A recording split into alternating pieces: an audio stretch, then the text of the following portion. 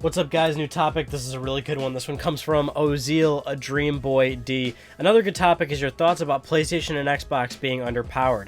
I mean, we are just 2 years in and already games like Battlefront is struggling to get to 1080p 60 frames per second. When you project that outwards, you may see games towards the end of the generation barely hitting 720p. What's crazy is the fact that we are going 4K with consoles that can barely handle HD. Now, if you've been watching me for a while now, you know where this video is going to go. This is definitely going to turn into a little bit of a rant. Because I've had this conversation a number of times when it comes to consoles and how they operate and things like that. So I think the one thing to say right off the bat is this perception of underpowered, basically. Now, I guess I would agree to an extent that they are underpowered. But for the most part, they are not underpowered.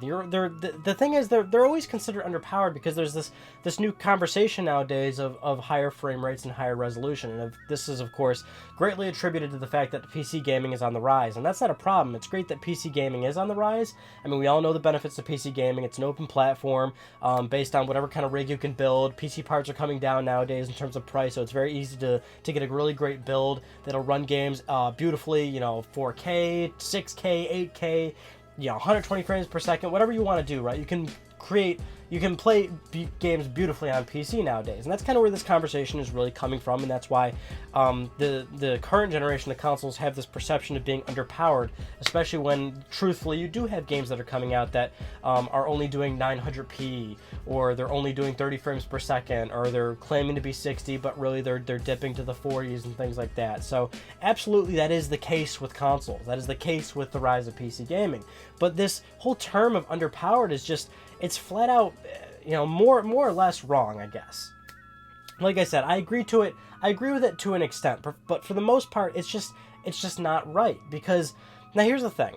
Let's look at right for right now, graphical fidelity. I mean, come on, you've got to be crazy here. Look at The Order 1886. Look at the PS4 launch title, Killzone Shadowfall. There's no denying it. These games look fucking phenomenal. They look amazing. You're just out. You got to be out of your goddamn mind to think that these games don't look good. And these are games that are made on the quote unquote underpowered platforms. I mean, come on, you're just absurd at this point if you at least in any way, shape, or form think that these consoles are not damn powerful boxes that can create very, very good looking games. Now, the whole thing with the whole frame rate and resolution thing, again, it's the whole perception with the fact that PC gaming has been on the rise recently. Now, the thing is, you can look back to the release of PlayStation 3 and Xbox 360, and back then it was actually much more cost-effective to buy a $600 PlayStation 3 than to build a very comparable gaming rig. PC gaming, that's why PC gaming had such a low point back then, basically. Consoles were totally dominating that space because they had the perfect combination of price and power, basically, where you were getting beautiful games for a great price, and it just didn't make sense to really play PC games back then. But here's the thing about consoles, which people still don't seem to understand about consoles. Because they are a closed box, alright, because their power is set, the developer that makes a game on a console, it's their decision on the frame rate and resolution. It is not the console's fault, alright? So when a developer makes a game on PlayStation 4, they choose the frame rate. They choose the resolution. They can make a game 1080p 60 frames per second easily on PlayStation 4. PlayStation 4 has 1080p 60 frames per second games, much like the Xbox One. Why? The developer made a conscious decision to do that. So when a developer makes a game on PlayStation 4 and it's 900p and it's 30 frames per second, guess what? The developer openly chose to lower the frame rate, to lower the resolution, to increase graphical fidelity. Because the console is a closed box, it's an environment where the developer has choices like that. Because PC is an open platform, a game can come out and the developer can just release all the settings like normal. They can unlock all the frame rate, they can give all the options and anti-aliasing, toggling, and things like that. All that stuff can be put into a PC release of a game because PC is an open platform. It's going to scale to whatever the PC is, basically. Whatever PC the game's running it on, you know what I'm saying? No explanation there.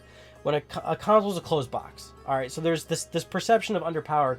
It doesn't necessarily correlate here, and that's the thing, is that because so many developers are choosing to lower the frame rate and choosing to lower the resolution to increase the graphical fidelity or on-screen enemies, whatever it is the developer's trying to accomplish, they're making a conscious decision to do that. It's not necessarily the console's fault. So when you're saying, oh, games are going to be like 720p by the end of the generation, well, if a developer chooses to do that, sure. But that's because that they're pushing the graphics even further. They're pushing on-screen enemies further. Who knows what they're doing? But if they make it 720p, that's their choice. It's not the console's fault. You're saying we're moving towards 4K. Well, not really. 4K is still a very not adapted, a very not accepted thing at all whatsoever. We still have a few years until 4K is at a reasonable point for a lot of consumers to buy and for a lot of consumers to enjoy content, because there is no 4K content. And guess what? When it does get to that level, that's when it will make sense, because consoles, hey, they're consoles. They're kind of mass market. They're always going to be cheaper than a PC. They're always going to be affordable, simple, very simple. You don't have to build it. You don't have to tweak it. You don't have to do anything with a console. You plug it into your TV and it works. So that's the thing about the 4K adoptance, is it's not going to happen until consoles are finally ready for it. The consoles they're essentially the lowest common denominator, but that's kind of not the best term to use, because they're not this low denominator. They don't have this terrible connotation with it. They still produce unbelievably good looking games. If you want the absolute max power, go out and get a PC. Go out and build a PC and start playing your games on PC. But this perception of consoles being underpowered it's only there because of the fact of PC being there, because of the rise of PC gaming. Again, not a bad thing, but that's why this perception is there, and it's not right. It really doesn't add up. Now here's another caveat to this. I mentioned earlier, like the Order 1886, for example. The Order 1886, whatever opinions you may have about that game, there's no denying it. The game looks phenomenal. It is one of the best looking video games to date. There's just no arguing it. The game looks phenomenal. Now the thing is, you might say to yourself, like, okay, well, Ryan, that game can easily be on PC. Of course it can easily be on PC. Oh, but Ryan, it can look better on PC. Of course it can look better on PC. The PC is an open platform. You can build, if you have $5,000 for a budget of a PC, you can build a phenomenal PC. But because it's an open platform, the developer has to, in some way, shape, or form, make a lowest common denominator. And that's the good place for consoles, because they are that lowest common denominator, I guess, to safely build a place where consoles and PCs and graphics specifically can kind of live, so to speak. Look at when Crysis came out in 2007 on PC. That game was far ahead of its time, and to this day still looks absolutely gorgeous. But when it came out, no one could play the game. That's a game that was developed for a higher denominator, and ultimately didn't really make a whole lot of sense, because the game it looked phenomenal. So a developer could make a game today, right now. They could develop a game that runs on NASA supercomputers, and guess what? You're not going to play it. Console gamer's not going to play it. Your $10,000 PC rig's not going to play it. Only a fucking NASA supercomputer is going to be able to play it, because the developer just accommodated for that platform. You see what I'm saying? The developer it all falls on the developer, basically, and their choice of what they want to do. There's got to be a fine line. There's got to be a certain place where game development and the standard, so to speak, can live with game development and the graphics standard, I guess, which was really good for when PS4 and Xbox One came out, because it raised that standard a little bit, because these affordable and again very powerful boxes came out. The resolution did increase for these games. A visual fidelity increased for these games. I mean, there's not a big graphical difference between, say, PS3 360 to X1 and PS4, but the difference is certainly there, and that's where the standard jumped a little bit. A developer just can't come out and make a game that looks absolutely gorgeous, because it's not going to be able to run on anything. Now, like I mentioned earlier, I agree to an extent that they're a little underpowered. There are certain parts in PS4 and X1 that are certainly a little bit lowballed, you know what I'm saying? And when you compare it to a comparable mid-range PC, there are certain parts in PS4 and X1 where it's just like they are kind of lowballed a little bit. And that's kind of where I agree to the fact that, they're underpowered. But what I'm talking about is this sort of idea that's out in the general gaming landscape, which is that they're vastly underpowered, and they're terrible pieces of hardware, and they can barely do this, and they can barely run a game at this.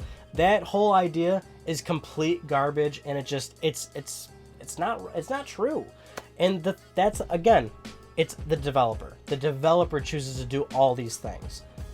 So the next Call of Duty that comes out, the next game from Naughty Dog, the next anything that's going to come out on PS4 and X1, the developer's making that decision. They want to push graphics. They want to push it as far as they can. So they're going to typically sacrifice something like resolution and frame rate, which is what they were doing on PS3 and 360. They're going to keep doing it on PS4 and X1. They're going to do it on the next set of consoles because that's what they want to do. And that's the better selling point. Another thing is, a lot of people, generally speaking, don't care about those things. It's not necessarily a selling feature. Fallout 5, if Fallout 5 isn't 60 frames per second, is that going to stop people from buying it? It's not. Of course, it's a great thing that people want, and if you want it, you play it on PC or something, but there's just this direct correlation where it's, and publishers and developers, I know people don't want to hear this because it makes them super angry, but it's the simple reality and it's the simple truth, and publishers and developers have done plenty of field tests and studies and surveys and all these things, right?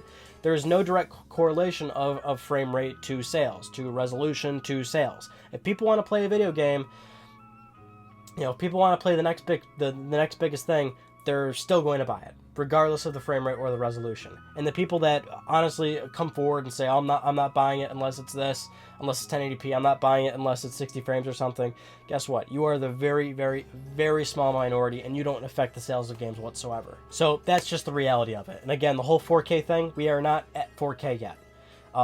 With PC, that's what developers will give you the option to do 4K for the people that have those rigs, but 4K is nowhere near close to a standard yet. There's barely any 4K content available at all. Now, 4K TVs are getting reasonably better in price, but it'll still be a ways off before it gets to the point where you have trouble finding a TV that isn't 4K. You know what I'm saying? Like the transition from CRT TVs to full-on HD, it took a very long time. You have to go out of your way now to get a CRT TV or a DLP or old TVs of the past, basically. A developer is always going to push the graphics to the as far as they can, basically. And guess what? If a developer is making a PC game and they do it with a console mentality where they're going to push the graphics as far as they can, no one's going to be able to play it. Anyway, I'm finally going to stop this video. I could honestly keep going forever, and yeah, I've done this rant a few times on a number of videos, but I guess it's good that it had its own little separate video, because now this can sort of live on its own space, and after all my subscribers watch this video, people who have never seen me before can start watching this video, and they can be like, oh, who the hell is this guy? Who does he think he is? They can get super mad at me, start writing angry comments and disliking the video, so I guess that's good, right? So that about does it for me in this video. Thank you all for watching, and I'll see you all in my next one. Take it easy.